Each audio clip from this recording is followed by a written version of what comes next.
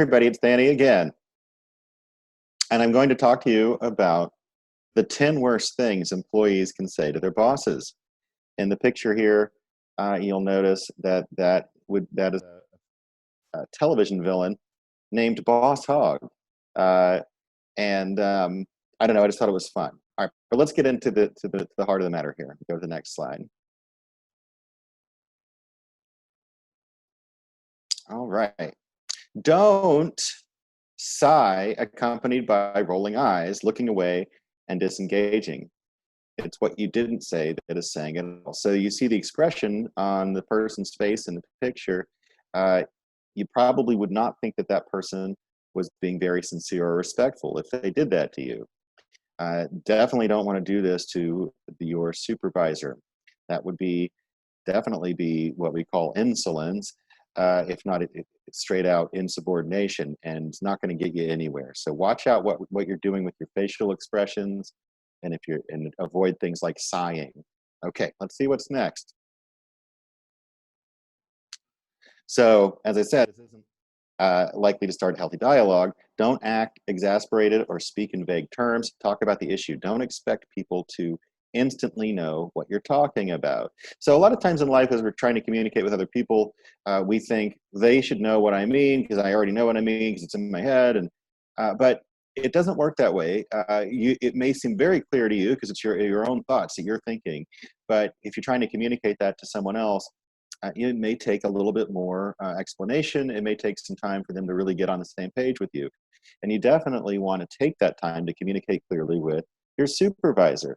So don't get frustrated. Don't act like it's just driving you up the wall because they don't understand what you're saying right away.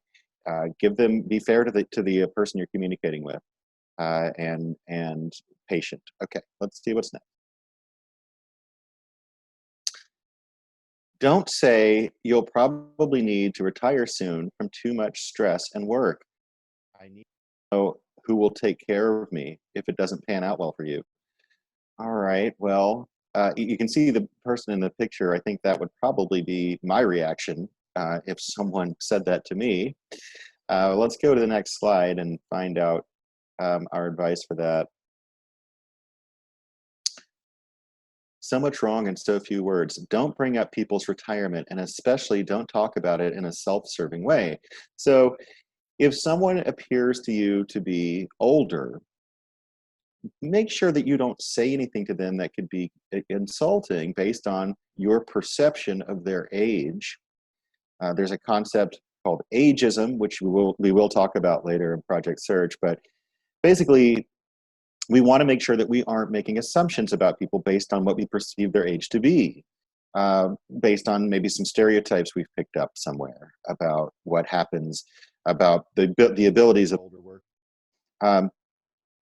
If you talk to, especially if it's a supervisor, you really don't want to bring up the concept of when are you going to retire. They're going to probably see that as insulting on a personal level, but they're also maybe might cause them to think that maybe you're up to something no good, or you are just really looking forward to seeing them go, and you don't want them to think that about you. All right, let's go to the next one.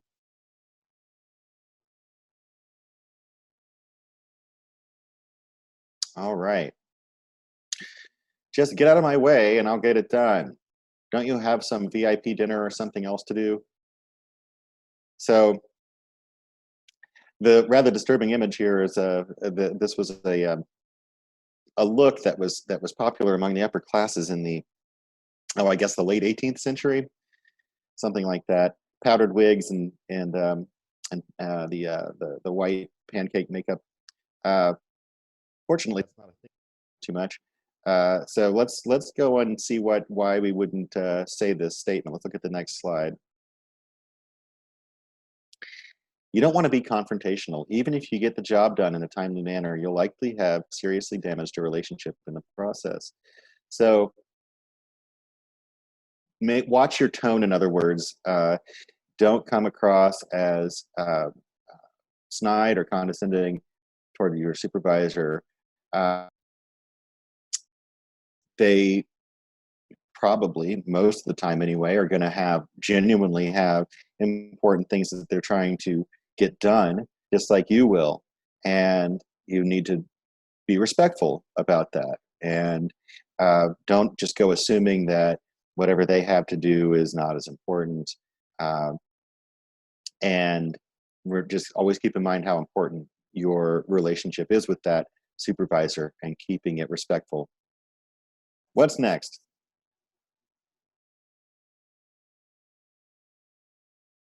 Mm, I'm having a hard time believing in what the company builds.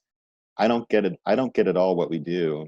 You'll see in the picture that's Mr. Bean, who you may or may not be familiar with, but I think his expression here captures something.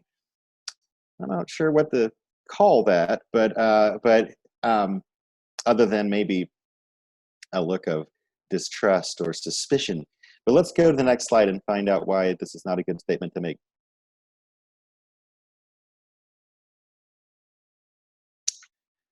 It's okay to voice concerns, but try to word them in a constructive way. Ask for help in understanding what the company does rather than expressing frustration at a lack of knowledge. So, yeah, it may be true that you have questions, not sure why your company is doing certain things in a certain way, and maybe through that misunderstanding, you're just not sure um, in some fashion what, pardon me, what you're supposed to do, or the ethics of a situation, whatever it is, it's bothering you. You can come up with a better way of saying it than than making some statement about not being able to believe in what you're doing.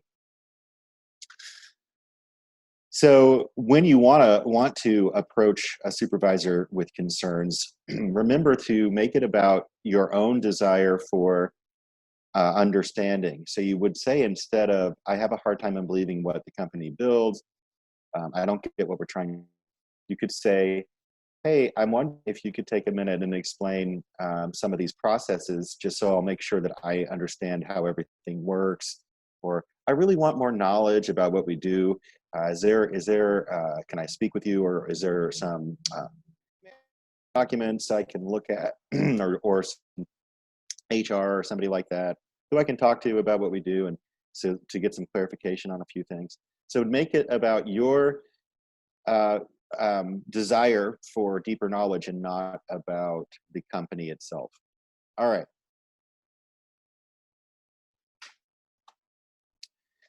Not part of my job description. You'll see here that there's I guess, a talk to the hand emoji. What this indicates here is that what the person is saying is, "I'm not going to do that task. That's not in my job description." Meaning, when I was hired, I had a list of tasks that I would be expected to perform, and this is not one of them. So you can just go find somebody else. All right, so let's go to the next slide and find out why that would maybe not be the great approach to take. Don't be rigid. Be flexible, willing to help anywhere you can. This is how you form new relationships, learn new, and do other positive things. This is very important. Now, that doesn't mean that you take on every single task that people throw your way. It just means that you do your best to, when you're confronted with some request, or maybe it's just actually an order or instructions given to you by a supervisor, to do a task that's outside of what you consider to be your normal tasks. Uh, do your best to look at it as an opportunity to learn something new, to raise your status within your company, to sort of improve your image in the eyes of your supervisor and your coworkers. Just try to think of all those positive things. Try not to take that attitude of, "Oh, there's no, I'm doing that. I wasn't born yesterday. You're not going to get me to do that. That's not in my job description." Um, as I said, instead, look at it as an opportunity to grow. And later on in Project Search, about how to try to find the balance between accepting new responsibilities and taking them as opportunities versus being taken advantage of. And there are some important things to look at with that at a later date. All right, let's go to the next concept. I'm really bored. Uh, the dog here in the picture, I tell you, a lot of people out there can probably relate to this dog right now, because So many of us are stuck at home trying to figure out what to do next. Can't go to work, can't go to school. It's tough. When you're at work, whenever we do all get back to the workplace, it's very important not to let on. Let's go to the next slide and talk about this. Prepare to be deluged with busy work if you ever say this. What this means is you make a statement that you're bored. If you say to your supervisor, man, I just got nothing to do, your supervisor will find plenty for you to do. So make sure before you make any kind of statement of that nature that you really have taken care of all your tasks and responsibilities. Making a statement indicating that you're bored, it's also going to send a message to your supervisor that maybe you just aren't that invested and don't care that much about the work. And maybe you don't care that much about the company. And that's not going to do you any favors either. So it's one thing to feel bored and being human and it's going to happen. Maybe there's a task that we have to do and it gets a little bit tedious or it gets a little bit tiring and it's not very interesting or exciting but it's just part of the job that we have to do. You're better off not making statements like how bored you are. All right, let's go to the next one. I'm just doing it the way you told me to do it. So this dog, I think the expression here is a bit insolent, perhaps, and awful cute too, honestly. But let's go to the next slide and see what we should do with this. This implies it's not your problem and not your fault that it didn't work. If you notice a problem, say something and fix it before it becomes a serious issue. So in other words, if someone comes and says, hey, you need to go back and do this again, that isn't correct. Even if you think to yourself, well, what do you mean? You're the person who showed me how to do this and I'm doing it the way you showed me to do it. You don't need to make that statement because you've got to understand that the person giving you those instructions, usually it's going to be a supervisor, leader, someone like that. They're doing it to help you. And they're also doing it to help their company and to help the entire team. So take that in stride when you're given a correction. Even if you think to yourself, well, gosh, I sure thought this was the way they do it. Chalk it up to, maybe something changed and I didn't realize it, or maybe the first time around I misunderstood. Maybe the miscommunication was on me. A lot of things could have happened there. Even if you're feeling in the moment, well, that feeling of, what are you talking about? This is what you showed me. Try to back away from that and think of it as, okay, I'm going to move forward, not dwell on who said what. I'm going to do things the way I'm being told to right now. All right, let's go to the next. I have data that shows I'm worth XXS just for showing up in the morning. Oh my. Well, there's a star in this picture who makes XXX worth of money for every film they show up for. Most of us in that situation. Let's go to the next slide. Get a little bit more into this. To work is, but doing the work that produces the needed outcome and revenue and having a positive and accountable is what really matters most to your boss. So it isn't enough to show up. Now, of course, showing up's important, obviously. We'll talk a lot about projects about the importance of attendance and timeliness, getting to work on time and those types of things. But once you get there, once you've gotten the job, some people make the mistake that they'll get a job and they'll get hired and they'll kind of let their guard down and they'll maybe not try as hard as they might because they think, oh, I've got the job. Not really. You've got to, when you get your job and especially when you're first starting, you've got to work your hardest to get up to speed, everything, and to become as productive as you can be. Go thinking that it's their privilege just to have you around, because probably they could find someone else to do your work who'd have a better attitude than that. All right, let's go to the next one. I'm leaving on vacation and I won't be coming back. If you'd like to have 2 weeks notice, it'll have to wait until after vacation. Hmm. That's a lovely tropical setting there. Let's go to the next slide and talk about this. 2 weeks notice implies you'll be on the job for those 2 weeks to help smooth out a transition. This is just burning bridges. How is this boss likely to respond when they're called for background check or a reference someday? Because it will happen. So standard is if you want to take time off, you need to give 2 weeks notice for the time that you want to have off. And it's also important to remember you might not get it. You can go and ask for some time off, even if you are 2 weeks or more ahead of time. And the person who makes the scheduling decisions may decide that they can't give you that time. So really, the earlier you ask ahead of time, the better. If you don't do that and kind of duck out of work kind of at the last minute, or don't give them the 2 weeks, only give them a day or something like that, it could jeopardize your job. And then furthermore, in the future, if you're trying to get another job and you want to use that supervisor from before who you didn't give enough notice to as a reference, they might not be a very good reference for you.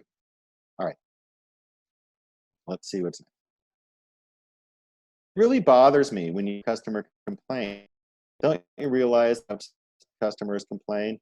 This image here is of the great John Cleese in Faulty Tower. His one of his employees standing on a table. It's an old reference, but it's classic. Let's go to the next slide though and find out a little bit more about this. Instead of complaining about customers' complaint, perhaps you should try to get to the heart of why customers are dissatisfied in the first place. So yeah, so if you end up with a job that has some element of customer service, whether it's waiting or working in hospitality, say at a hotel, and you're having to see to the needs of your customers, they're going to have some complaints. But it is important to remember that these are the people who are paying to be served by you and your station, your company, and your coworkers. And so we do have to come to you and say, hey, I have an issue and I need it to be addressed. Something is not to my satisfaction, or something the way that it was advertised that it was going to be, and I need assistance. And so rather than just complaining about customers complaining, think about what's going, how can you maybe behave in a way that's going to reduce those sorts of problems in the future.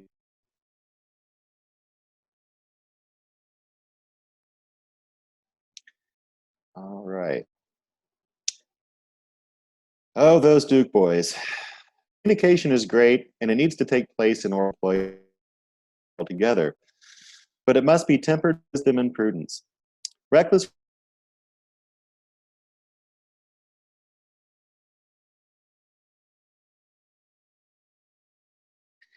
There you see, we're famous for it, and that